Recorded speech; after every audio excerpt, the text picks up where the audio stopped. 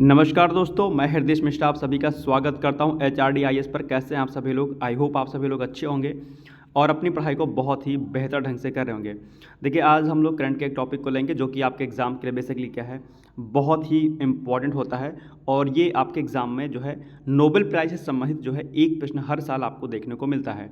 तो आज हम लोग नोबेल प्राइज़ के बारे में पढ़ेंगे, लेकिन इसके पहले आप लोग को जो है एक सूचना मैं दे दूं कि हमारी तरफ से दरअसल आपके यूपी पीसीएस के लिए, चूँकि पीसीएस में अभी टाइम है जैसा कि आप सभी लोग को पता होगा, तो ऐसे में आप चाहें तो अपनी मेंस की आंसर राइटिंग प्रैक्टिस कर सकते हैं, ठीक है। और उसके लिए हमने प्रोग्राम को लॉन्च कर दिया है, यानी कि अगर आपको 2 क्वेश्चन भी अगर आप मेंस के लिखते हैं, ठीक है, खासकर उन टॉपिक्स को जो आपके एग्जाम के लिए महत्वपूर्ण होते हैं, छोटे छोटे टॉपिक जो है आप लोग प्रिपेयर कर सकते हैं। जैसे पेपर फर्स्ट में इंडियन सोसाइटी हो गया, पेपर सेकंड में जो है आपका पेपर सेकंड में अगर आप बात करते हैं तो आप गवर्नेंस को कर सकते हैं, सोशल जस्टिस को कर सकते हैं, आईआर को कर सकते हैं, पेपर थर्ड में इंटरनल सिक्योरिटी डिजास्टर मैनेजमेंट को कर सकते हैं। इस तरीके से जो छोटे छोटे टॉपिक हैं आप चाहें तो उसको कर सकते हैं। या फिर अगर आपका 2025 में लक्ष्य है तो आप शुरुआत से पेपर फर्स्ट से या पेपर 4 से आप इसकी शुरुआत कर सकते हैं।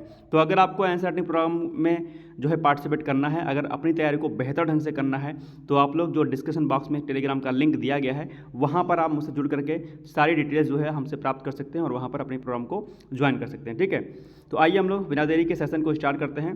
आपको पता होगा कि प्रतिवर्ष जो है नोबेल प्राइज़ जो है प्रदान किए जाते हैं, और वो नोबेल प्राइज़ बेसिकली क्या होते हैं, आपकी एक परीक्षा के लिए इंपॉर्टेंट होते हैं। तो जैसा कि आप लोग को पता होगा कि हाल ही में जो चिकित्सा का जो नोबेल प्राइज़ है वो जो है उसकी घोषणा कर दी गई है। तो सबसे पहला प्रश्न बनेगा कि वर्ष 2024 के लिए जो चिकित्सा का नोबेल प्राइज़ है बेसिकली वो किसको प्रदान किया गया है। तो आप तुरंत उत्तर देंगे जो इस वर्ष 2024 का चिकित्सा का नोबेल प्राइज़ है वो बेसिकली विक्टर एम्ब्रोस और गौरी रुकुन को दिया गया है, ठीक है, जो आपके लिए क्या है इंपॉर्टेंट है। इसको आप लोग नोट डाउन कर लीजिएगा इस पॉइंट को, ठीक है। लेकिन प्रश्न ये भी पूछ लेता है कई बार कि जो पुरस्कार इनको दिया गया किसी भी क्षेत्र के लिए, वो पुरस्कार बेसिकली किस खोज के लिए दिया गया है। तो आप जो आंसर देंगे वो क्या आंसर देंगे, बेसिकली जो ये 2 वैज्ञानिक हैं, ये 2 वैज्ञानिकों ने माइक्रो आरएनए की क्या की थी, खोज की थी। और आरएनए के बारे में, डीएनए के बारे में बेसिकली आप लोग जानते होंगे। यहाँ से भी एक प्रश्न पूछ लेता है आपके एग्जाम में कि बताइए आरएनए की फुल फॉर्म क्या होती है और डीएनए की फुल फॉर्म क्या होती है, ठीक है। तो राइबोन्यूक्लिक एसिड आप लोग जानते होंगे और डीएनए को क्या बोलते हैं, डीऑक्सी राइबोन्यूक्लिक एसिड बोलते हैं। ये प्रश्न भी आपके एग्जाम में कई बार पूछा जाता है, एक बात है। दूसरा, आरएनए डीएनए की अगर बात करते हैं तो एक प्रश्न आपके एग्जाम में और पूछा जाता है कि जो डीएनए का जो डबल हेलिक्स मॉडल है वो किसने दिया था, वाटसन एंड क्रिक ने दिया था। ये प्रश्न भी आपको बेसिकली पता होगा, सभी लोग जानते होंगे, ठीक है। तो ये कुछ फैक्ट हैं जो आपको जानना जरूरी थे। इसके अलावा अगर हम लोग थोड़ा सा बात करते हैं mRNA के, तो मुख्य रूप से ये क्या करता है, कोशिकाओं को प्रोटीन बनाने के लिए जीन के इस्तेमाल करने के तरीकों को नियंत्रित करता है बेसिकली ये कौन, माइक्रो आरएनए। तो इसलिए इसकी उपयोगिता को देखते हुए दरअसल इनको नोबेल प्राइज़ इस बार चिकित्सा का दिया गया है, ठीक है। तो ये हो गया 2 फैक्ट इंपॉर्टेंट।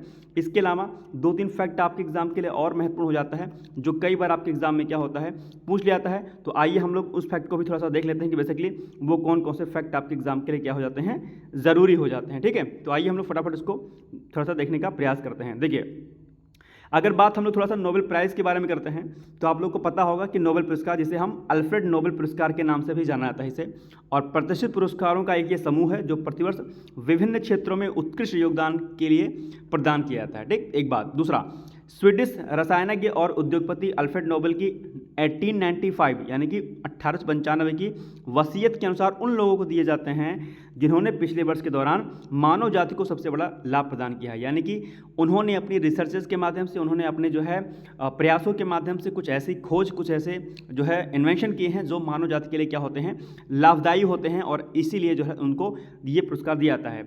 और अगर यहाँ पर एक फैक्ट की हम थोड़ा सा और अच्छे से बात करते हैं तो आप लोग को पता होगा कि जो नोबेल प्राइज़ सबसे पहली बार दिया गया वो कब दिया गया, 1901 यानी कि 1901 में सबसे पहले नोबेल पुरस्कार जो है प्रदान किए गए थे, ठीक है।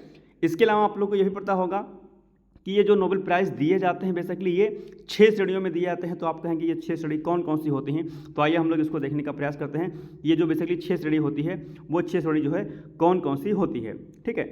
आइए, सबसे पहले नोबेल पुरस्कार 6 श्रेणियों में दिया जाता है, और आज हम लोग चिकित्सा के श्रेणी के बारे में पढ़ रहे हैं। तो सबसे पहला जो श्रेणी होती है वो कौन सी होती है, वो होती है आपकी कौन सी, भौतिकी की। भौतिक के क्षेत्र में महत्वपूर्ण खोज और आविष्कार के लिए दिया जाता है। दूसरा, रसायन विज्ञान क्या होता है, यानी केमिस्ट्री में दिया जाता है, रसायन विज्ञान के क्षेत्र में महत्वपूर्ण खोज के आविष्कार के लिए। फिर चिकित्सा या शरीर विज्ञान, जिसको अभी हमने पढ़ा, ठीक है, तो चिकित्सा या शरीर विज्ञान के क्षेत्र में महत्वपूर्ण खोज और आविष्कार के लिए। फिर साहित्य का नोबेल प्राइज, जो कि अक्सर आपके एग्जाम में साहित्य के लिए पूछ लेता है आपके एग्जाम के लिए, तो साहित्य के क्षेत्र में उत्कृष्ट योगदान के लिए। और शांति और मानवतावाद को बढ़ावा देने के लिए, ये भी आपके लिए एग्जाम के लिए इंपॉर्टेंट है। मुझे लगता है इस बार जो है शांति का जो नोबेल प्राइज जो दिया जाएगा वो आपके लिए क्या होगा, बहुत ही इंपॉर्टेंट होगा। तो इस बार शांति वाले नोबेल प्राइज को आप लोग को नहीं भूला। और इसके बाद अर्थशास्त्र का अक्सर पूछ लेता है। शांत, ये साहित्य, शांति और अर्थशास्त्र अक्सर आपके एग्जाम में पूछे जाते हैं। तो अर्थशास्त्र के क्षेत्र में महत्वपूर्ण जो योगदान देने वाले जो व्यक्ति होते हैं उनको बेसिकली ये पुरस्कार जो है क्या किया जाते हैं, दिए जाते हैं। ठीक है ना। तो ये आपके 6 के 6 सीरीज दरअसल आपको क्या करनी है, याद करनी है। इसको भी आपको जो है भूलना नहीं है। ठीक है, चलिए इसके अलावा अगर बात करते हैं हम लोग थोड़ा सा, प्रत्येक पुरस्कार को क्या मिलता है, एक स्वर्ण पदक मिलता है, एक डिप्लोमा और नगद पुरस्कार जो है काफ़ी बड़ी मात्रा में दरअसल ये नगद राशि इनको दी जाती है। तो ये इंपॉर्टेंट फैक्ट है। और बाकी आप लोग जो है इसी तरीके से चीज़ों को करते रहिए। आपके एग्जाम के लिए सारे के सारे फैक्ट मैं आपको कराता रहूँगा। और जो आई दृष्टि अभी मैगजीन रिलीज हो गई है, हम लोग उसके बारे में भी चर्चा करेंगे। ठीक है, अब आपके लिए सिंपल सा बहुत ही छोटा सा प्रश्न है जिसका उत्तर आप लोग को देना है। जल्दी लिए आप लोग बताइएगा कि नोबेल पुरस्कार कुल कितने श्रेणियों में दिया जाता है। एक यानी कि 1 श्रेणी, 2 श्रेणी, 3 श्रेणी या 6 श्रेणी, कितने श्रेणियों में, यानी कि कितने प्रकार से नोबेल प्राइज जो होते हैं वो आपको दिए जाते हैं। ठीक है, तो आप लोग जल्दी जल्दी कमेंट करके मुझे बताइए। और अब हम एक प्रश्न यूपी पीसीएस का मुख्य परीक्षा का लेते हैं, जो कि आपके एग्जाम के लिए क्या होता है, महत्वपूर्ण होता है। प्रश्न क्या है, दबाव समूह क्या होते हैं, यह किस प्रकार राजनीति को प्रभावित करते हैं, यानी कि जो प्रेशर ग्रुप्स होते हैं, आप लोगों ने सुना होगा प्रेशर ग्रुप्स के बारे में।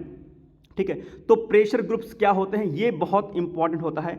और ये बेसिकली आपका जो सामान्य अध्ययन का यूपीएससी का, किसका, यूपीएससी का, और साथ ही साथ में जो पीसीएस का जो आपका सेकंड जो पेपर है, क्या जो सेकंड पेपर है उसमें जो है ये गवर्नेंस वाले टॉपिक बेसिकली आता है प्रेशर ग्रुप्स। तो ये बहुत इंपॉर्टेंट है और यहाँ से प्रश्न कई बार आपके एग्जाम में पूछा जाता है। ठीक है, तो आप लोग को क्या करना है, इस प्रश्न को आपको प्रैक्टिस करनी है। अगर आप लोग को समझ में नहीं आएगा प्रेशर ग्रुप्स क्या होते हैं, तो आप कल मुझे कमेंट करिएगा या आज ही कमेंट कर सकते हैं और मुझसे इस प्रश्न के बारे में डिटेल्स में आप जानकारी प्राप्त कर सकते हैं। इसके अलावा मैं दोबारा से आपको सूचना दे रहा हूँ कि हमारे चैनल पर जो है मुख्य परीक्षा यानी कि पीसीएस के लिए आंसर राइटिंग प्रोग्राम को लॉन्च कर दिया गया है।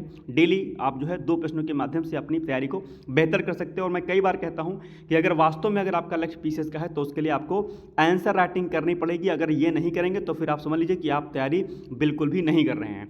अगर 2 प्रश्न भी करते हैं तो कहीं ना कहीं आप जो है उन स्टूडेंट से अलग हो जाएंगे जो अभी तक कुछ भी कार्य नहीं कर रहे हैं। तो आप लोग चाहें तो डिस्क्रिप्शन बॉक्स में टेलीग्राम का लिंक दिया गया, वहाँ से आप जुड़ करके इस जो है सीरीज से जुड़ सकते हैं। ठीक है, ये हो गए कुछ महत्वपूर्ण चीज़ें। आई होप आपको वीडियो अच्छा लगा होगा। अगर वीडियो अच्छा लगा तो प्लीज़ वीडियो को लाइक कर दीजिएगा। चैनल पर अगर आप नए हैं तो चैनल को सब्सक्राइब जरूर कर दीजिएगा। बाकी मिलते हैं हम लोग अगले चैनल के साथ, यानी कि अगले क्रम के साथ में, यानी कि अगले जो है कंटेंट के साथ। तब तक आप लोग पढ़ते रहिए, मस्त रहिए, व्यस्त रहिए। Thank you so much. Bye bye, take care, all the best.